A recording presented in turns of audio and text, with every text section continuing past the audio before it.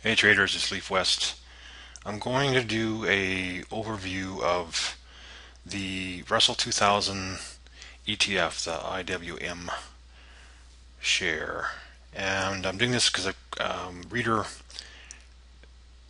emailed me and asked me to tell her my thoughts on the near-term sort of prospects of the Russell.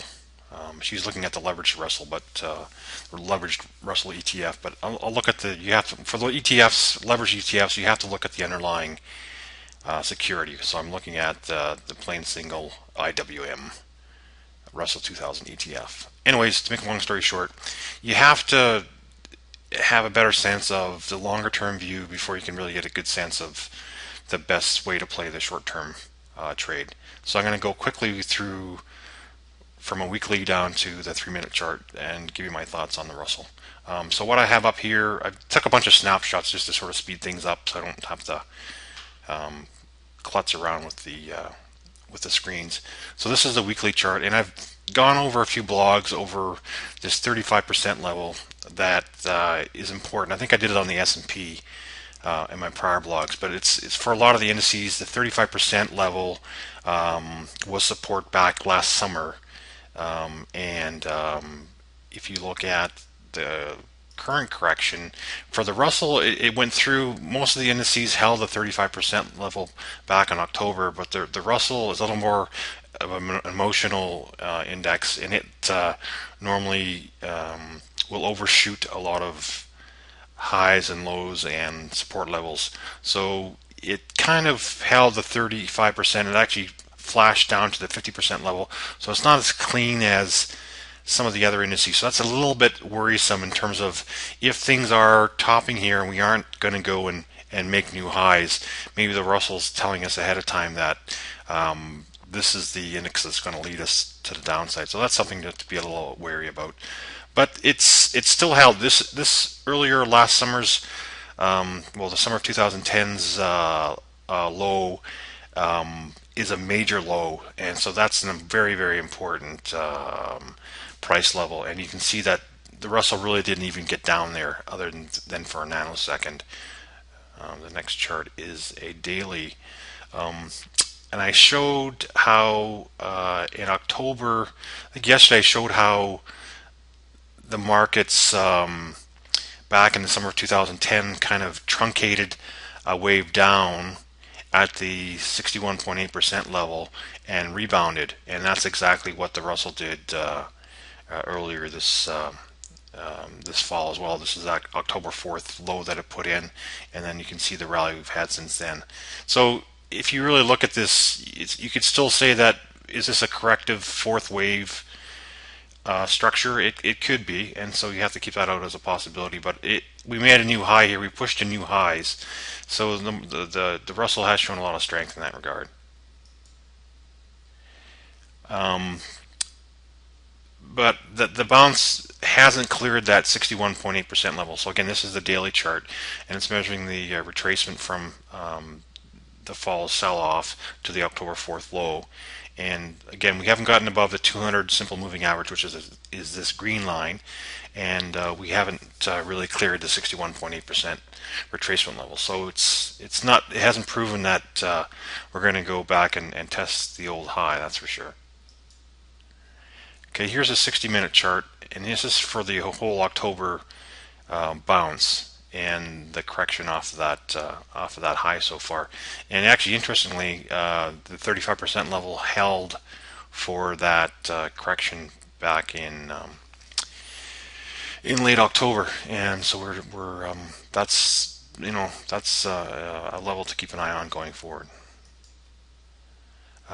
Here's a 30-minute chart. So the bounce we've seen for the last 2 weeks has really been capped at the 78.6 level. It hasn't broken that, so it's shown some strength in that it didn't just go up to the 61.8% level and reach and hit a wall and reverse down and show that it wants to go lower. It's fighting to make a move higher, and so. Again, but those levels we have to keep our eyes on. Now, if you look at the correction from last week's high, we found support at 78.6. So again, the market is kind of hasn't really tipped its hand which way it's going to go. Okay, this is the 10-minute chart, and the correction we've had in the last couple days. And you can see that the bounce here hasn't really done much. So this has been a weaker bounce so far because it hasn't gone up and pushed through the 50%. Tomorrow it would be good to see this go up and clear the 50% level. If we remain stuck in this sort of inside pattern of the last couple days tomorrows and lows, then that's sort of leading its way, I think, to possibly pushing lower. So tomorrow's a really important day in the market.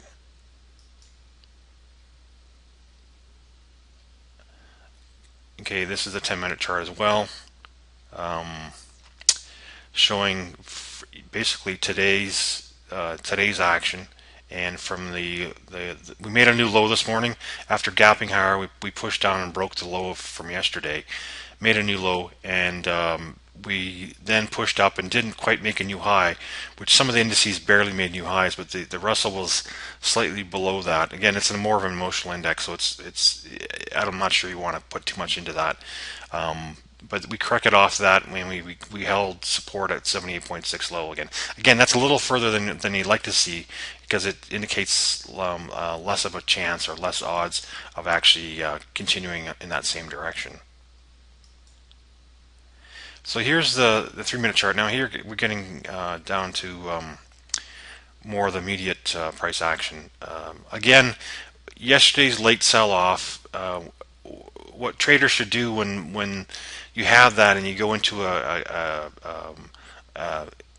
theoretically reversal in the morning by a gap higher, you should put your retracement grids up and see where the bounce will take you. So the Russell opened up right at the 61.8% level. So that was a level that traders could see some resistance. So that's always something that traders should do before the day starts. So again, we sold off, made a new low, and then much like on the Goldman video where I talk a bit about the strength of the bounce off the low this morning, the Russell does a very similar thing. It bounces off this low, makes a kind of a higher low on this sort of 3-candle push down, and then makes a higher high, pulls back into the moving averages, makes another new higher high, retraces again to a level, I think that's around 50% level, and then makes another new high, which again, as I mentioned, was short of the high of the day set at the morning gap. But again, that's a pretty bullish move off the low. And then the last chart I'll put up for you is the entire day. So after making that last push to a new high, or it's not, sorry, to new high, to basically the old highs, we pulled back, and again you can see that we pushed down to about 78.6% from that interim high. And so my view is that there's a lot to be proven still. In the longer term perspective, the Russell, along with a lot of the indices and stocks, have the potential to still put in bullish moves higher. So that's what I'm holding out for. But I'm keeping my eye on the wave structure, and I think the Russell's no different than any other index right now, other than it is the leader in sell-offs and in trends when they start higher. So keep your eye on the Russell. All right, have a good night, guys.